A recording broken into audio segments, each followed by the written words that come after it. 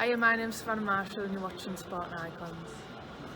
Now, one thing I've noticed when it comes to boxing fans of this particular era, and I have to put myself in that bracket as well, that I think we collectively look on what we're not getting rather than appreciate what we are getting when it comes to fights in boxing.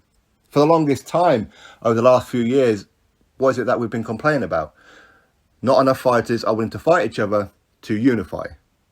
Certainly not undisputed. We're not getting enough undisputed fights.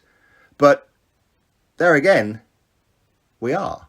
If you really look at it, we actually have been getting quite a lot of undisputed fights. In the men's division, Alexander Usyk at cruiserweight, Jamel Charlo, super welterweight, Devin Haney this past weekend, lightweight, Canelo Alvarez, super middleweight, Josh Taylor, super lightweight, Terence Crawford, super lightweight.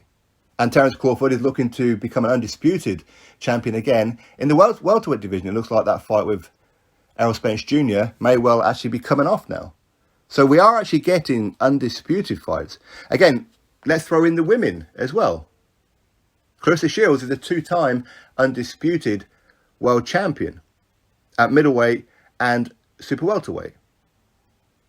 And she's going to be fighting Savannah Marshall to maybe become an undisputed champion again at middleweight. So if she defeats Savannah Marshall, which personally I hope not, by the way, because obviously I'm a Team Marshall, but if she does, that's a three-time undisputed world champion.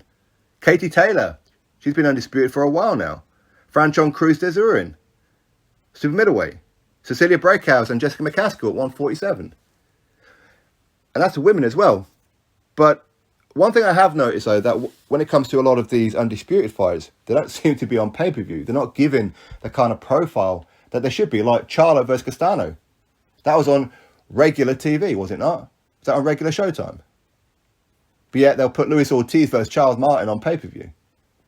They put Gervonta Davis versus Rolly Romero on pay-per-view, but not an undisputed fight. Isn't that weird? But as I said, we tend to concentrate on the fights that we're not getting rather than looking at the fights that we have been getting. Is nothing ever good enough for us?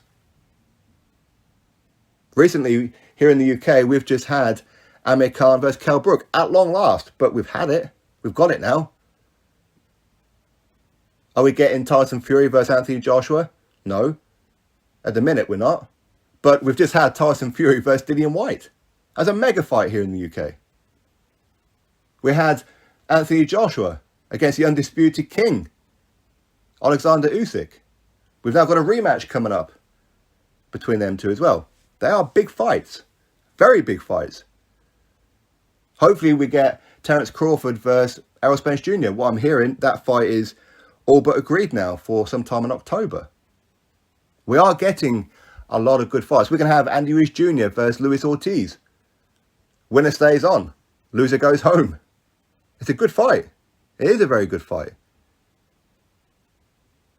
Is it tomorrow that we've got Noah Inoue in a rematch against Nonito Donaire?